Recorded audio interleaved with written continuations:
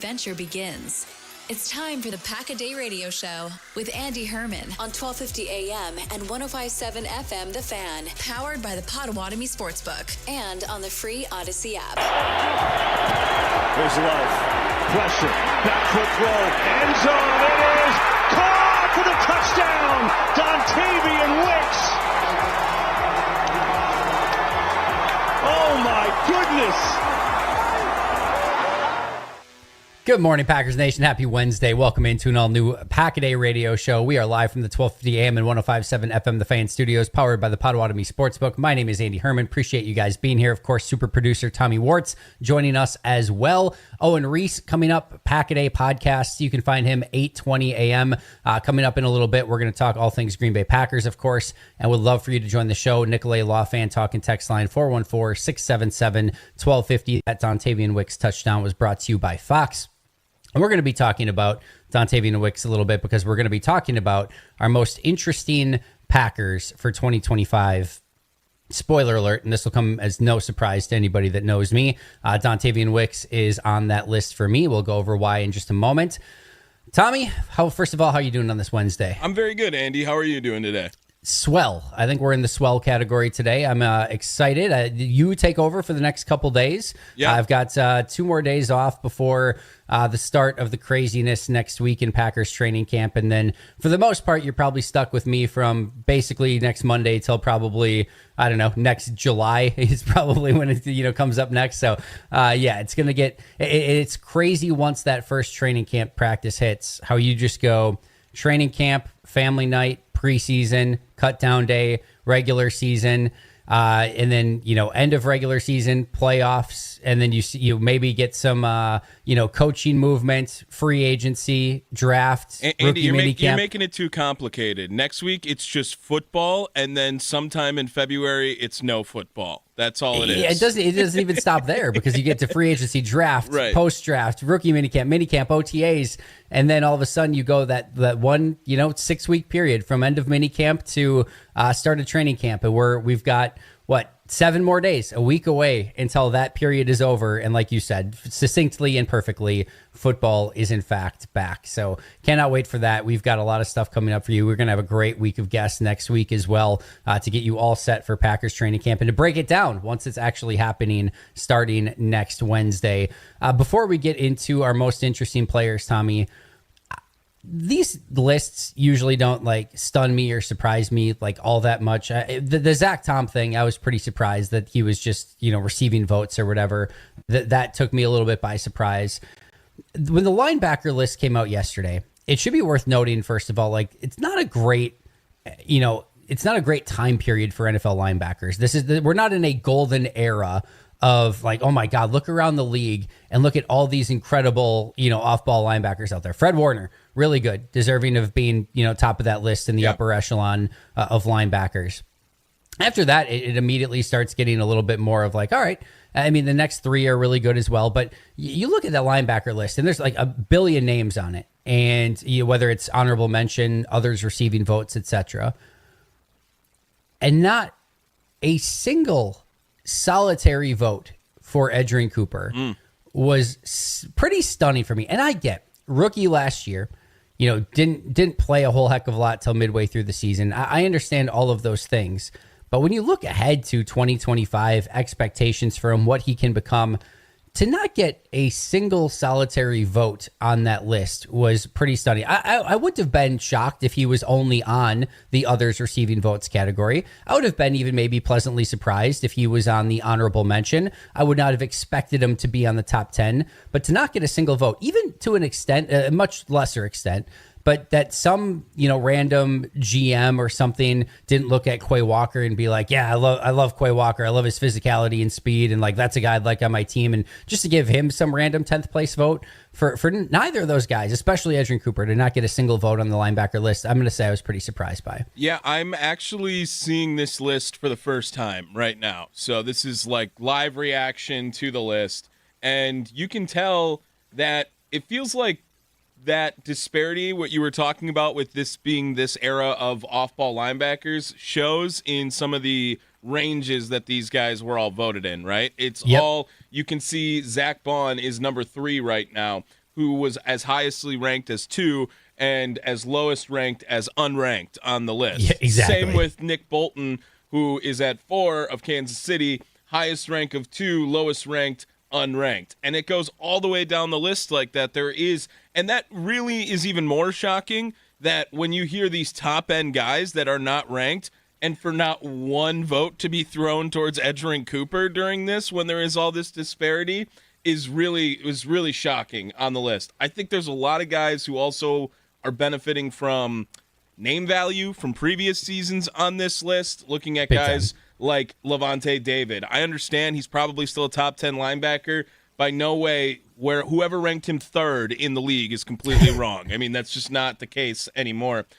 It's harder now because there isn't the Patrick Willis, Luke Kuechly, Navarro Bowman era, Ray Lewis even for that, all coming around the same time. Urlacher. Yeah, right. This is not the same list for sure, but no one, I couldn't believe that someone thought that Jeremiah Owusu-Koramoah is better than Edgerrin Cooper right now into next season. Like JOK would have been number 6 on the list had he not had a devastating neck injury that knocks him off the list entirely because he's not going to play this year. He's already out for the year this year, which is crazy too. He's a good player, but yeah, I know what you mean. I just think that the list, to not be receiving a vote is crazy from Edgerrin Cooper, and this is right where they want him, right? I mean, how many times was Devondre Campbell ranked before he had his all-pro season? He wasn't there, Never, right? yeah. So it's a breakout season. We see the athleticism. It's very reminiscent of something along a peak Devondre Campbell season. I'm still really excited to see him go out there and shock the NFL, it sounds like now. I just want to go through this because this is a remarkable, the entire list of linebackers that somebody has voted for but didn't decide to put Edgerrin Cooper: Fred Warner, Roquan Smith, Zach Bond, Nick Bolton, Frankie Louvu, Tremaine Edmonds, Levante David, DeMarvion Overshawn, Dre Greenlaw, Quincy Williams, Jeremiah Owusu-Koramoah, Bobby Wagner, Patrick Queen, Demario Davis, Matt Milano, Logan Wilson, Jack Campbell, Foyesay Oluokun, Jamian Sherwood, Zaire Franklin, Blake Cashman, TJ Edwards, Terrell Bernard, Jordan Brooks, Dayon Henley, Drew Tranquil, Robert Spillane, Christian Harris, Pete Werner, Caden Ellis, Ernest Jones, Nakobe Dean. All of those received a vote, and Edgerrin Cooper, and even to a lesser extent, Quay Walker did not. So I think this has the ability to be a really fun, really exciting linebacking group in 2025. I'm extremely high on Edgerrin Cooper. Tommy, if you told me right now that in 2026, when we're looking at this linebacker list, if Edgerrin Cooper came in number 2 on this list, I would not be stunned in any way, shape, or form. Like that, first of all, that's how wide open this linebacker group is. Number 2, that's how highly I believe Edgerrin Cooper can play in this league. And I've already said, I think he can be, not this year, not 2025, but in general, in year 2, 3 years, I think he could be the best linebacker in all of football. And it would not stun me if he was Pro Bowl or even, like second team All Pro as soon as this year. So he is one of the more fun up and coming players on this list. But just to piggyback on this before we get to our most interesting players, Tommy, just an interesting what if. All right. We all see the Packers, as much as maybe even we sometimes try not to, through green and gold tinted glasses. It's just what we do. And it's what every other fan of every other fan base does as well. It just sort of happens. What if all of these, evaluators, execs, coaches, etc., which, by the way, let me just tell you, a lot of these people are not great at voting this stuff because they're 99% focused on their own team, that they don't have a ton of time to canvass the league and be like, oh, who's actually playing really well and those sort of things. But regardless, what if they're right? What if Zach Tom isn't remotely in the conversation of a top 10 offensive tackle? What if Edgerrin Cooper isn't deserving of a vote at off-ball linebacker? And you start looking around and it's like, all right, Jordan Love was an honorable mention quarterback. Josh Jacobs was high on the list at running back. They don't have any of the wide receivers. Tucker Kraft was just an honorable mention at tight end. Elton Jenkins was on the list, if I remember correctly. Zach Tom was just another receiving vote. Nobody else was on those lists on the offensive line. Rashawn Gary, I believe, was an honorable mention at defensive end. Kenny Clark, I believe, was either honorable mention for defensive tackle. No off-ball linebacker. I'm assuming they're not going to have any corners in the final one tomorrow. And then just Xavier McKinney at safety. Like, if they're all of a sudden right and like these actually are the rankings, and again, nobody takes a step up this year, clearly a lot of people in the league think less highly of the Green Bay Packers, at least individually, than where we're at right now. Yeah, I think that I can understand where they're coming from because Green Bay is trying to develop this season and really relying on development this season. But when you say next season or even this season, will Edgerrin Cooper be closer to the number 2 linebacker or the number 34 linebacker in the NFL this year? It sounds crazy to say it that way. It's ridiculous. He has to be closer to the number 2. Maybe you want to leave him off the top 10. Okay, I can understand that and throw him in the honorable mentions because he didn't even play really a full season last year based on the second half he really comes out of his shell. But by no means should he not have gotten a vote from someone. I wonder if they just didn't interview Mark Murphy or let him have a vote because he's leaving and out the door anyway. But I still don't understand. He's not closer to 34 than he is to 2 in my eyes. Here, I would love to I just wish we could somehow find out this stuff. I would love to go to just a few random NFL general managers and be like, all right, would you like Terrell Bernard or Edgerrin Cooper? Would you like Robert Spillane or Edgerrin Cooper? Would you like Christian Harris or Edgerrin Cooper? And just go down the list. There's no way that these execs even know some of these names on the list. It's probably very true. And this is why these lists are, for the most part, I don't know. You take them with the grain of salt that you need to take them with. It's not canon. It doesn't necessarily mean a whole heck of a lot. It's something to discuss and talk about for a little bit on our show or the podcast or things like that. But for the most part, if you're putting too much stock, time, effort, or energy into them, it's not worth a whole lot of your time is what I'm trying to say. All right. You're listening to the Pack a Day radio show live from the 1250 AM and 105.7 FM, the Fan Studios, powered by the Potawatomi Sportsbook. That is, unless you are talking about the most interesting and intriguing Packers for 2025. And if you're listing those out, then that list has a ton of value, which is what we're going to do right now. Tommy, I've got a list of about 10 players that are on my list that I think are massively intriguing and interesting for 2025. Now, let me just say, of course, Jordan Love is massively interesting and intriguing. We know that. These are more we don't totally know, and there's players where maybe we've seen them perform well, but we've also seen them perform not well, or they haven't had a breakout yet, or they're a rookie. That's more of the aura that I'm going with here. So I'll give you my honorable mentions first.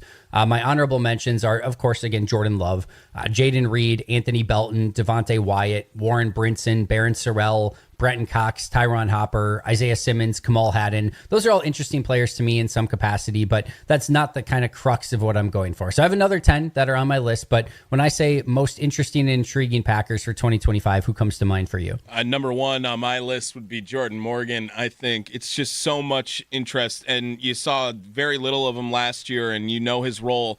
Of anyone who wasn't on the team last season, his role will be the most important this season, it feels like. And that's where I go to with interesting on the list. It's a very premier position that he is supposedly in a battle for, and he's probably going to be somewhere on that offensive line regardless, and he's the first-round pick from 2 seasons ago now at this point. So I think that he's number 1 on my list as far as interesting goes. That is someone who wasn't on the team last year. Otherwise, one of those rookie wide receivers has to be up there high on the list too. All right, we'll go over that next. I didn't have them numbered in any order, but Jordan Morgan was clearly on my list as well. There's so many reasons why. First of all, again, we just didn't get a full viewing of what Jordan Morgan looks like. Even in training camp, he was starting to get banged up, and then he had the shoulder issues all throughout the season. Even when he played, he was battling those shoulder issues.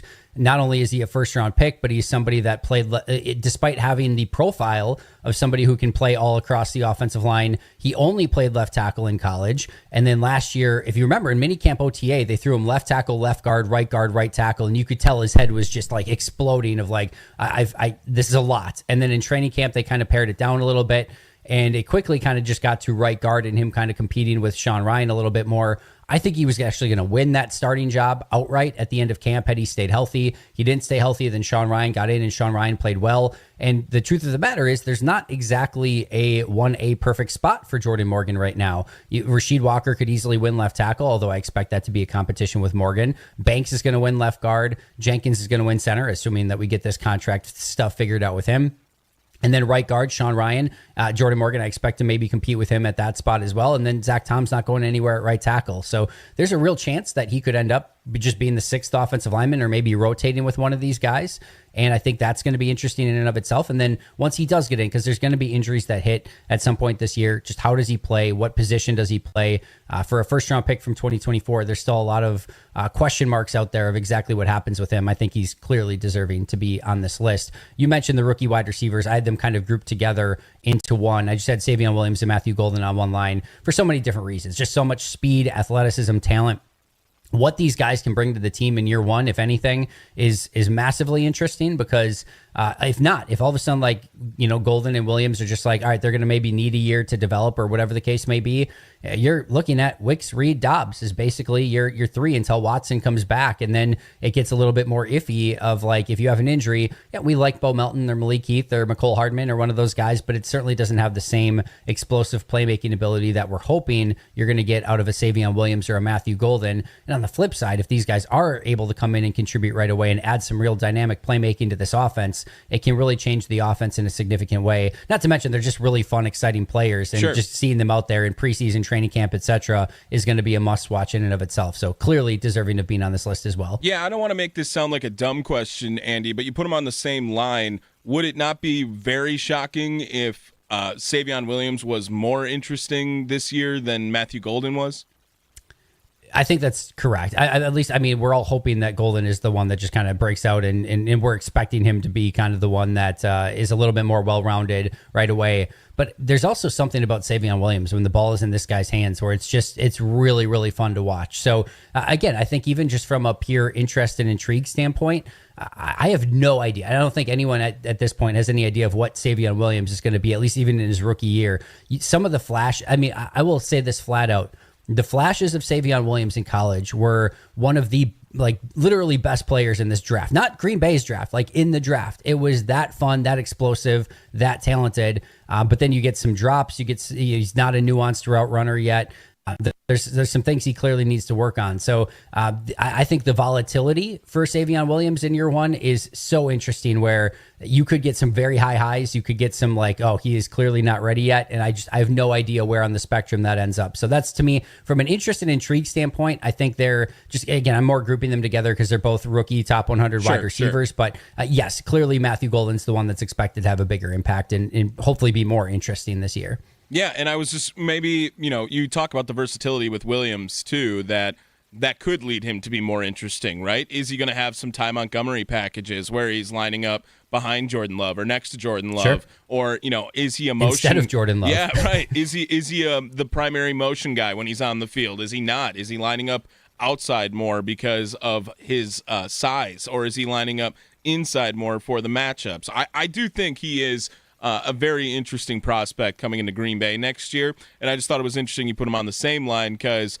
I would assume that everyone's hoping Matthew Golden, the production is more interesting from Matthew Golden's side, but as far as the personnel, Savion Williams is super interesting. Yeah, no, I think so too. Just sticking at wide receiver, and we spoiled it at the onset playing the Dontavian Wicks audio, but this is the Moneyball experience where he says, Billy, this is Dontavian Wicks. He's one of the most undervalued players in all of football. He blocks his ass off, gets open at a ridiculous rate.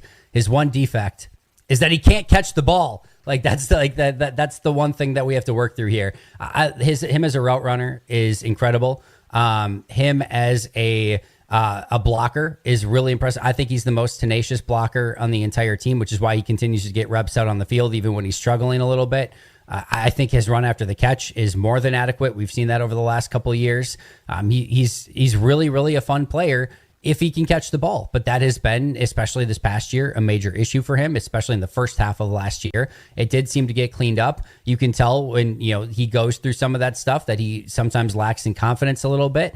So if we see the prime Dontavian Wicks of what he is capable of, I still think legitimately he can be the best receiver on this team. If we see the same Dontavian Wicks experience as we did last year, I don't know that he's going to get on the field again. At some point, you just have to say, all right, I don't care how well he gets open. I don't care how good of a blocker he is. If he can't catch, I can't play him at wide receiver. So I think you're going to have to figure out exactly what that Dontavian Wicks looks like in 2025. And hopefully it's the better version because we know this offense could really use it. Yeah, and you talked about the green and gold tinting glasses, Andy. How much of that perspective and perception is we are looking at him through a Devontae Adams glass lens, right? Because we were about to give, or the Packers were about to give up on a guy who couldn't catch the ball for 2 seasons, but saw some sort of ability to create separation and be elite.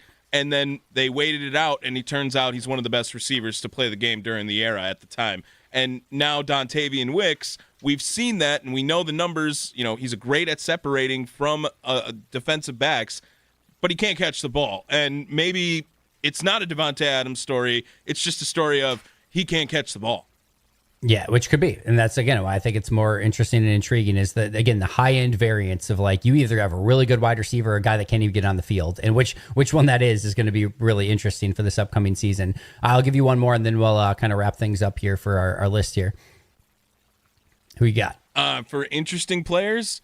Yeah. I'm going to say that if we're going to talk about interesting again, I would love to see what Elton Jenkins is going to do at center. I mean, okay, I like that one. I just think that we saw it, and that wasn't the best version of the Packers line when it was happening last season. And, he had to be thrusted into those positions and adjust on the fly a couple of times. But there was an issue when you just can't even get the ball to the quarterback, right, at some points during those games. So I am interested, and the story is even more interesting now because is he holding out? Does he want to make sure that he gets paid before he even plays this position? What is the deal with Elton Jenkins? It's more of an interesting storyline, I think, leading up to the season, but I am also interested to see how he can, make the adjustment to full-time center for the Green Bay Packers.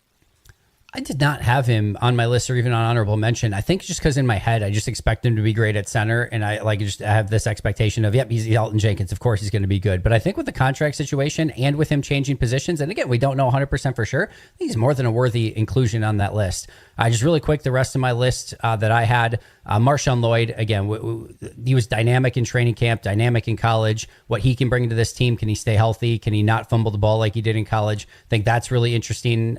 Luke Musgrave, of course. We saw some really fun stuff as a rookie. We did not see anything last year at all. He's had injury issues. The idea of Luke Musgrave is incredible. The actual on-the-field product for Luke Musgrave so far has been lacking. LVN, of course, we don't even need to talk about that one. Everyone's talked about that all offseason.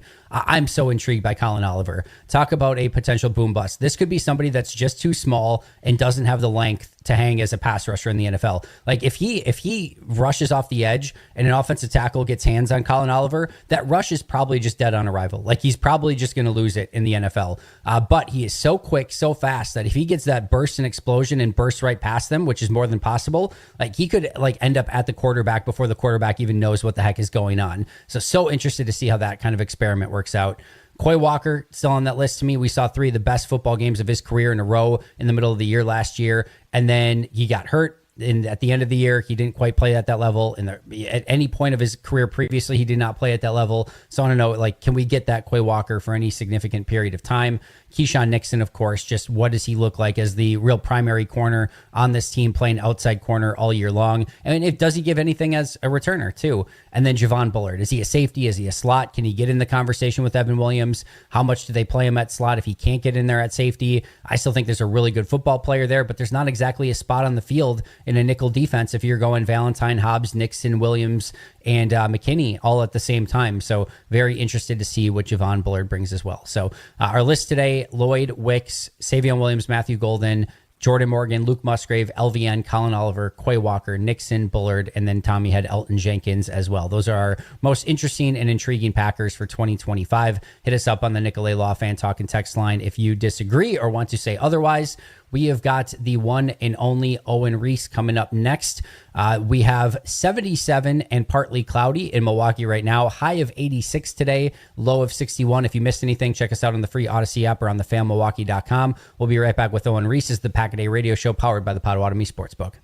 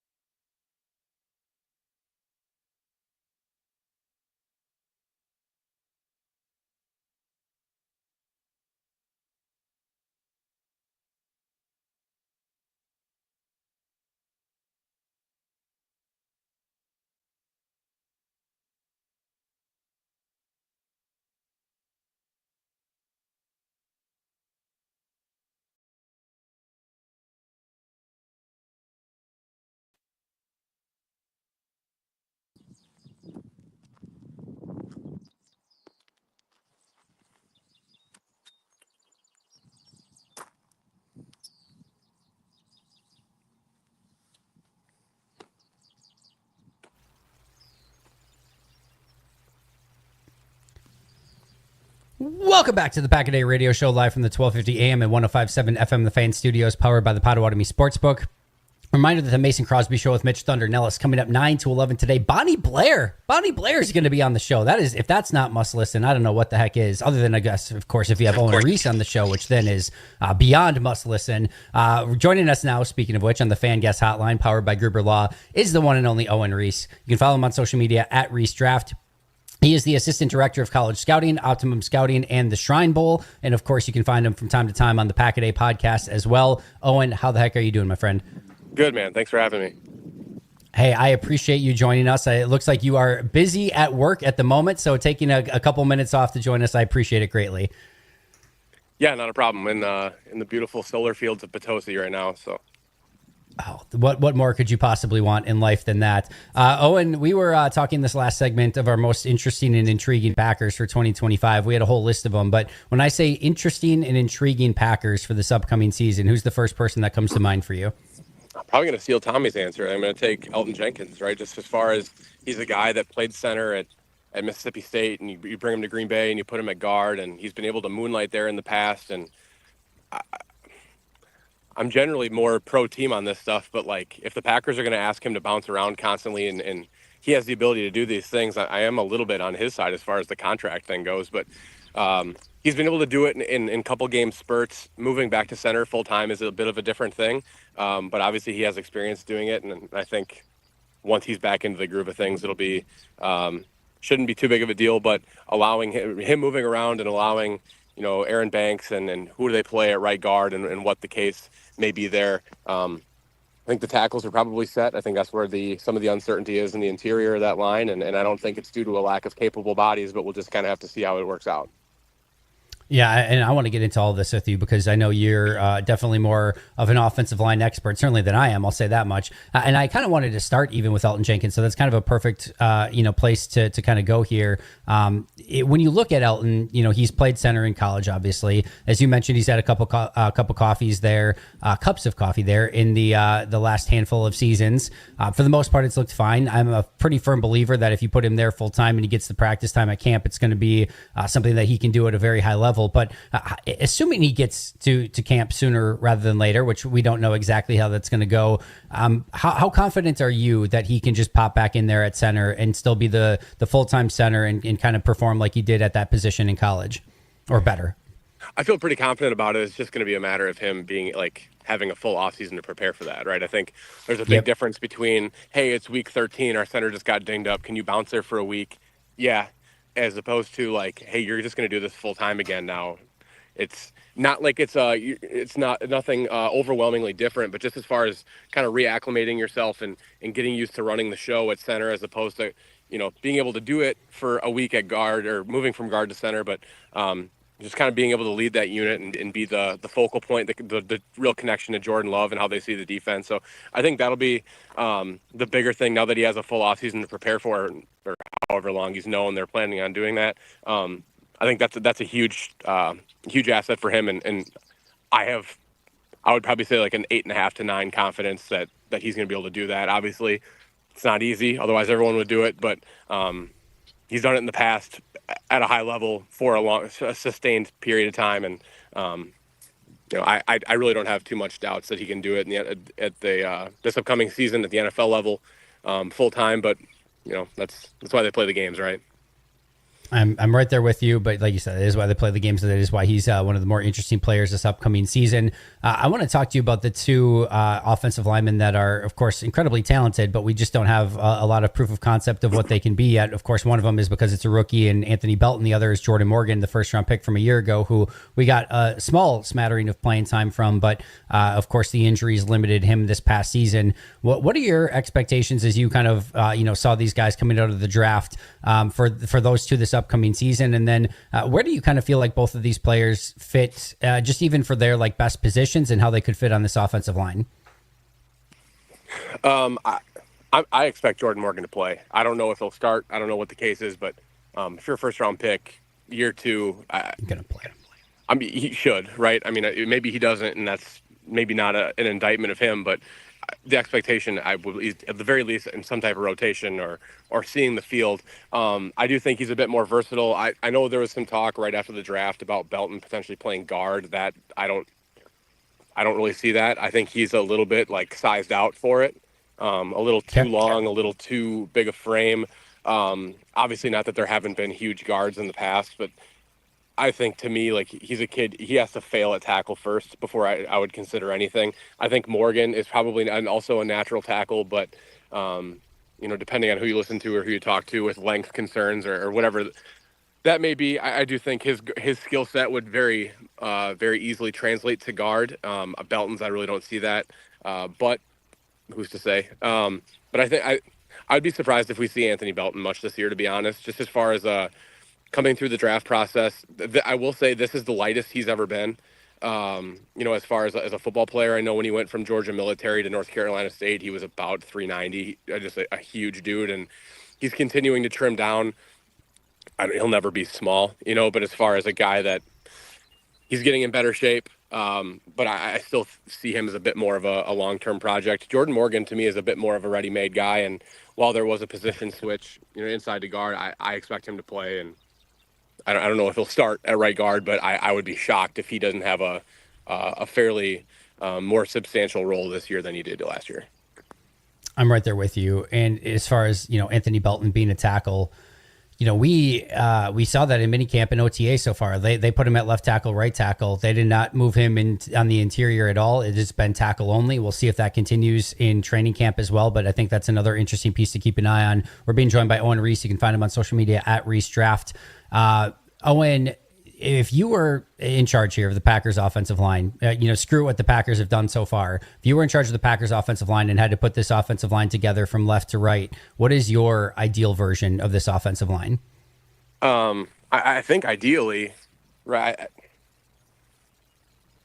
in a perfect world, I think you have Jordan Morgan at left tackle, and that's nothing really that Rasheed Walker's done wrong, right? But I think as a higher pedigree, bigger investment, I think that's in a perfect world, that's where you're moving.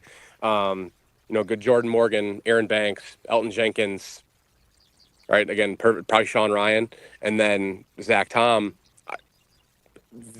Luckily they have some depth, they have some flexibility there. I think Rasheed Walker's going to start at left tackle. But I think, if you're saying what do we think for forecasting the future and what we're going to do, I think you would like Jordan Morgan to just straight take that job and make your decision a lot easier.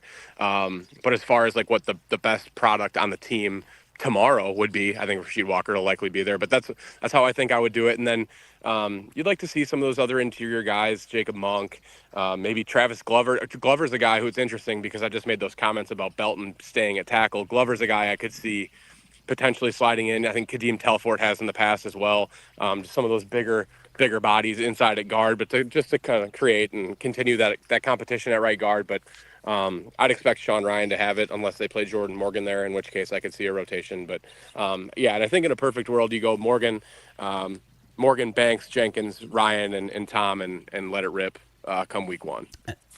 And I think we could potentially see that, or maybe just like that competition at left tackle, or like the rotation, like you mentioned earlier, with Morgan and Walker maybe rotating a little bit at left tackle. But we'll see. That's what training camp is for, and we'll get some of those storylines coming out very, very soon. Last offensive line question, even though I know we could spend the entire time talking offensive line, and you would be more than okay with it. It's list season, of course, Owen. ESPN put out their lists of offensive tackles, I know. And you look at, where Zach Tom was. He was not in the top 10. He was not even in the honorable mention. He was at the end of the list of others receiving votes. Disrespectful towards Zach Tom, or is this a fair ranking for him? I don't know.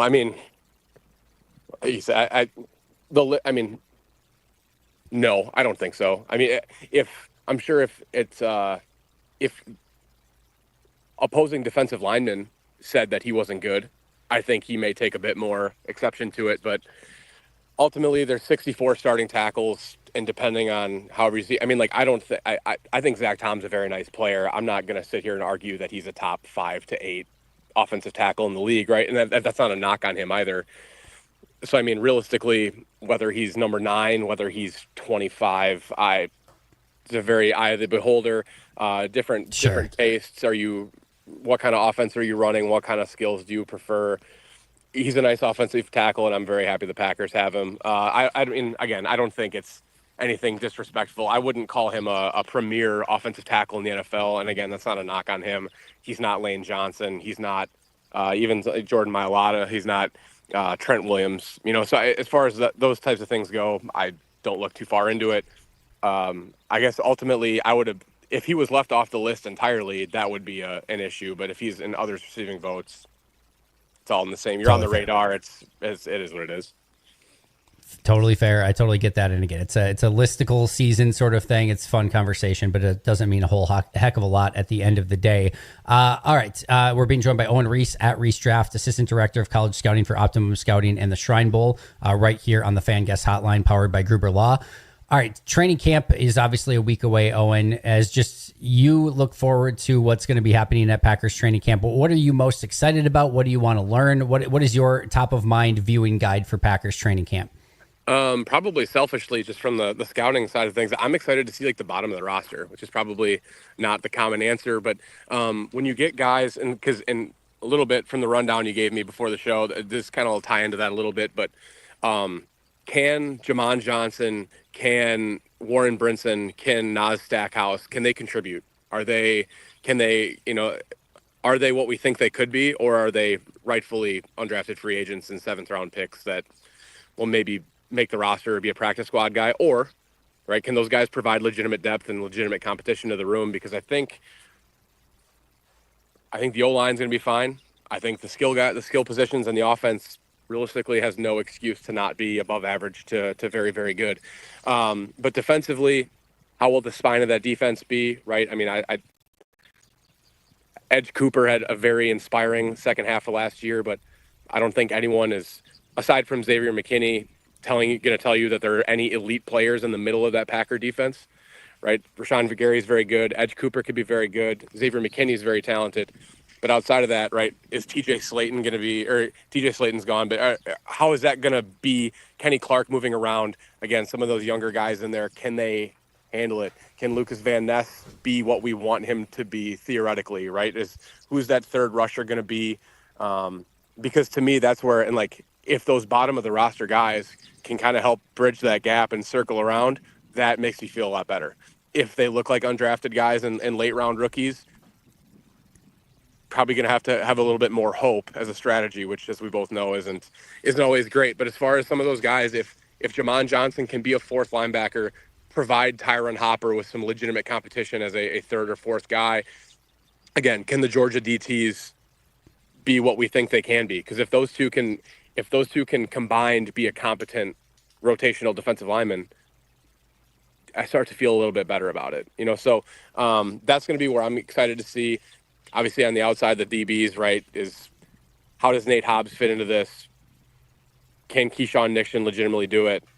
Some of those other questions, but to me, obviously, and as you know, I usually gravitate a little bit more towards the line of scrimmage, and that's where I'll see if they can be solid up the middle. I'll feel okay, because and as much as we would love this defense to just be this elite, lethal unit, the way the Packers offense should be theoretically, I don't want to compare them to like the Indianapolis Colts of the mid 2000s, right? But like, let's get a lead and let's play with it, as opposed to we're going to depend on our defense to hold teams to 10 points, right? And so if you can be, it's not that huge of a deal if you're not the most stingy defense, if you can be opportunistic, or you can be maybe a bit more high variance as far as, you know, there's going to be some weeks where you have a bunch of sacks, or, you know, we had 3 or 4 picks. That's huge, right? But so to me, ultimately, can the bottom of that defense, can the bottom of the roster raise the floor is probably the best way I can put it, and you know, kind of create a sense of stability in a unit that, right, conceptually we know what they should be probably, but there are a bit more question marks than probably you would preferably like to see.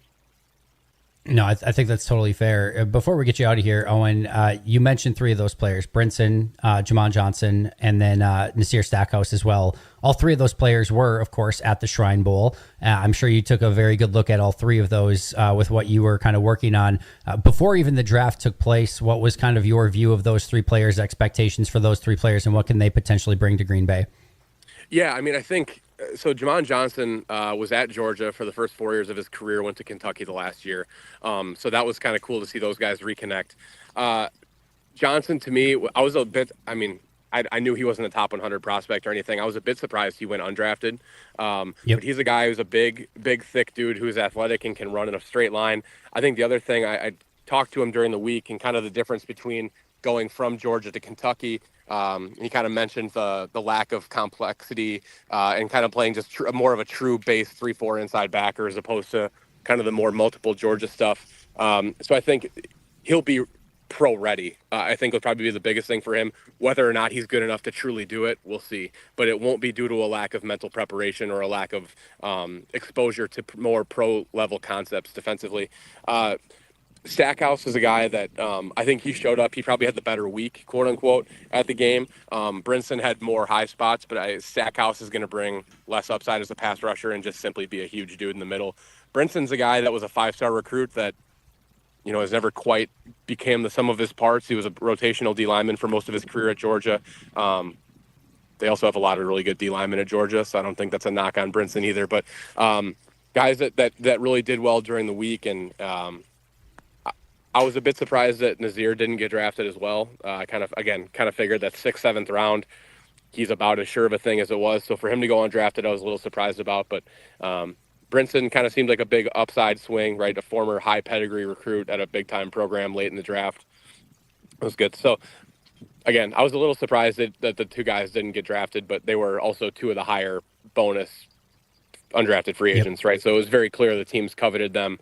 And truthfully, once you get in the 7th round, it's not a crapshoot, but you're drafting undrafted free agents you don't want to compete for. So is what it is. But those are guys, I think, again, their chemistry and their knowledge of playing together in the past, I think, can help them. I think I mentioned that for rookie minicamp. It's a little bit different, but like they all speak the same language, or at least they should. So they should be able to pick things up quickly. And again, that's what I'm saying. I hope they can provide some legitimate competition very early in camp to whether they play or start or whatever it is, to kind of just, again, increase the level of play in that unit and again, kind of raise the floor, whatever that may be. Yeah, I thought Johnson and Stackhouse were definitely, draftable players, 7th round, whatever you want to call it. And then I think, to me, Brinson was somebody that, had he not been surrounded by like just unbelievable talent at defensive tackle at Georgia, that maybe changes the expectation. And had it not been, one of the deepest defensive tackle drafts that we've seen in a long time, I think this could have been a guy that in a different draft goes maybe probably around higher, maybe even 2 that might be a little bit aggressive, but could have gone higher in most drafts. But, just again, being around a bunch of talented kids at Georgia and in a very defensive tackle heavy class, I think it moved him down a little bit, and I think that was beneficial for Green Bay. Oh, and I cannot thank you enough. Tell us where we can find your incredible work and anything you want to plug on the way out. Yeah, thanks for having me, man. I'm on Twitter at Reese Draft. A little bit less active than I used to be. It's usually more recruiting or UWP football stuff, but just kind of doing this and then doing work for Optimum Scouting, preparing for next year's Shrine Bowl, and have some other projects going on. But I'm sure I'll be in and out with draft takes and prospect takes and stuff. But not quite as active as I used to be. But that's where you can find me mostly, is on Twitter. Well, thank you a ton for joining us on the Fan Guest Hotline, powered by Gruber Law. One call, that's all. We will definitely do this again soon. It had been far too long. And you enjoy your training camp and rest of the offseason. It'll be the season before you know it, and we'll catch up soon. No doubt. Thanks, Andy. Appreciate it. Appreciate you. Again, that is Owen Reese. Follow him at Reese Draft. This is the Pack-A-Day Radio Show. We'll be back with more right after this.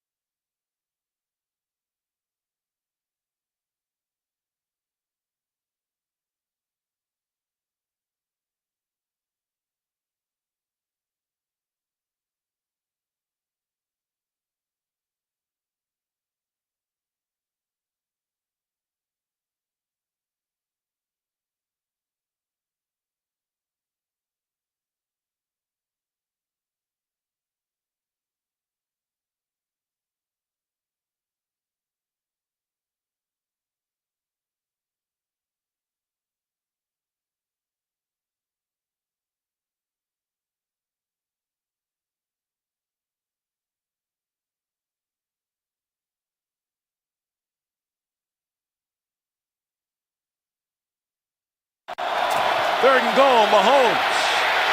Stepping. In trouble. Engulfed. Rashawn Gary. Welcome back to the Pack-A-Day Radio Show. A huge thank you to Owen Reese for joining us this past segment. Again, follow him on social media at Reese Draft. Reminder that the Mason Crosby Show with Mitch Thunder Nellis is coming up next from 9 to 11. Bonnie Blair joining the show today. Also remember that the Pack-A-Day Radio Show is now a podcast.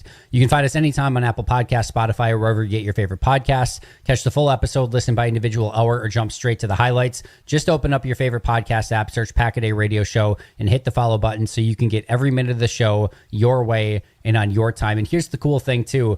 Right now on YouTube, you can get every single one of our shows, meaning the Pack-A-Day Radio Show, meaning the Leadoff Show, the Mason Crosby Show, Wisconsin Sports Daily. You can check those all out over on YouTube. You can check them live. You can check them obviously on the reruns, or Tommy does a great job of posting some of the great interview segments as well out there as like little individual mini episodes. So tons of stuff out there. Make sure you're checking us out over on YouTube, or again, wherever you get your favorite podcast. While you're doing that, check out the Pack-A-Day podcast as well.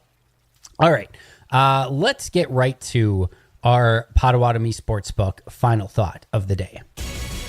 You got to do some smart thinking. It's time for Andy Herman's final thought of the day. What are you thinking? Powered by the Potawatomi Sportsbook. What the hell were you thinking? You're listening to the Pack-A-Day Radio Show on 1250 AM and 105.7 FM, The Fan. All right, Tommy. One of my most underrated players, Rashawn Gary. One of your most overrated players, Rashawn Gary. We heard that audio courtesy of NBC just a moment ago. Currently on NFL Network, or NFL's list of top 100 players, Rashawn Gary came in at number 80, which he was 30 spots down from where he was a year ago. I think, just being in the top 100 for Rashawn Gary is a good place for him to be, no matter what. I think, again, especially kind of based on where he's been at in Green Bay. This is, again, the interesting conversation of, has he lived up to the draft status? Maybe. Has he lived up to the contract? Probably not. Is he still a good player? In my opinion, yes. I know you're hater number one over there, Tommy. So I'm going to give you some numbers here really quick, just for you to kind of marinate in. All right. This was from NFL.com when they put him on the list at number 80. Quote, Rashawn Gary generated pressure on 23.5% of his pass rushes on third down last season, sixth highest among defenders with at least 75 pass rush attempts on third down last year. So on third down, Rashawn Gary, really good. Now, they did mention Gary managed to generate pressure on just 7.8% of his pass rushes on early downs. More on that in just a moment. The 33rd team recently said pass rushers with a higher pressure rate than Rashawn Gary since he entered the league. So since Rashawn Gary was drafted, there are 4 players who have at least 1,000 snaps that have a higher pressure rate than Rashawn Gary. Micah Parsons, Nick Bosa, Trey Hendrickson, Myles Garrett. That's it. End of list. Not even TJ Watt is ahead of him. He is number 5 on the list of pressure rate since he entered the league of players with at least 1,000 snaps. So that is impressive in and of itself. The other thing, again, just going back to that stat from third down last year, one of the things that I talked about that I don't think Gary gets enough credit for is he was the best of his career in run defense last year. Like, to me, it wasn't even remotely close. In earlier seasons, you would see him kind of go hunting, for himself and try to get pressures and sacks, and he would leave his contained. He would leave a lot of stuff open and not kind of do his 1/11th on a particular play. I thought that completely went away this past year, and you saw him play team football, and it was a real big reason why the team was so much better against the run. So I'm not super surprised that on early downs, his pressure rate really kind of tanked and plummeted to 7.8%. But when he got the opportunity, when they said, hey, Rashawn, now is the time. Now you go hunt, go get the quarterback. A 23.5% pressure percentage on third down is a really fantastic number. And again, I just think it gives you a little bit more idea of some of the stuff that Gary can bring to this team. I'm not arguing that I don't think he can be better. We saw a few years ago, pre-ACL, he was at 80 plus pressures for a season. He was down in the 40s this past year. I think it needs to be better, but I do still think there's a good player here in Rashawn Gary. I'll throw some numbers your way, Andy, in case you were wondering. I got I'm bracing. 3, 11.5, 8, 9, 7.5. Okay, that sounds Those are just random numbers, aren't they? No. Those are the sack numbers since 2020. 4, Danico Autry, right? That sounds like Rashawn Gary, isn't it? It's not. He has less sacks than Danico Autry since that time. I understand the pressure rate is there, but you can pick a random guy who has been productive in the NFL since 2020, it feels like, on any team in this league, and you could tell me they're Rashawn Gary's numbers, whether they're good or bad. Eye test doesn't provide any sort of, the numbers don't jump off the page, and the eye test doesn't do it for me. And that's why I'm going to stay being Rashawn Gary's number one hater. Your final thought of the day, Tommy Wart says the Packers need to trade for Danico Autry. That is the final thought of today's segment. It's just you totally thought that those could probably be Rashawn Gary's numbers. Like, I don't know if he has or doesn't have sack season in there, but Rashawn Gary, I want him to be a productive. I want him to live him up to that contract. But when I go back and look at Rashawn Gary's numbers since the same time, it's 7.5, 9, 6, 9.5, 5. Right? It's just the exact same thing where it's like, yeah, it's fine. All of the numbers are sufficient, I guess. And somehow by the end of the year, he gets 7 sacks every year. It seems like it's somehow. Yeah, I want 12. I want 14. Right. I want 16. That would be nice. Danico Autry had 11.5 in there, right? He had an 11.5 in there. It's not fair to compare anyone to Danico Autry. I think we can all agree with that. Tommy, I know you're going to be taking over the reins to the show over the next couple days. Any immediate plans or anything that you got cooking in your mind that you're going to be covering over the next couple days? Any guests lined up yet? Yeah, we're gonna try to get demonetized and FCC violations the entire time here, so it'll be on your name. Anyway. But no, I love going through this, and I think we're gonna really dive into some of the biggest questions and position battles going into next week. And that's really going to be a main focus over the next couple of days. We'll get some guests lined up. We're working on finalizing some things over here, but always excited to fill in for you, Andy. And I'm going to do my best to try to live up to who is the man, Andy Herman. Tommy's going to kill it. Make sure you're following him over the course of the next couple of days. Appreciate all your help all throughout the course of this week. As always, we, of course, have the Mason Crosby Show with Mitch Thunder Nellis coming up next from 9 to 11 right here on The Fan, so do not go anywhere. Of course, check out the Pack-A-Day podcast, 365 days a year, wherever you get your favorite podcasts, as well as over on YouTube. Again, Tommy coming up tomorrow and Friday. I will be back on Monday, and it will officially be training camp week in Green Bay. I cannot wait. We're going to have a great slate of guests coming up next week as well. This has been the Pack-A-Day Radio Show. Enjoy the heck out of your Wednesday, and of course, go Pack Go.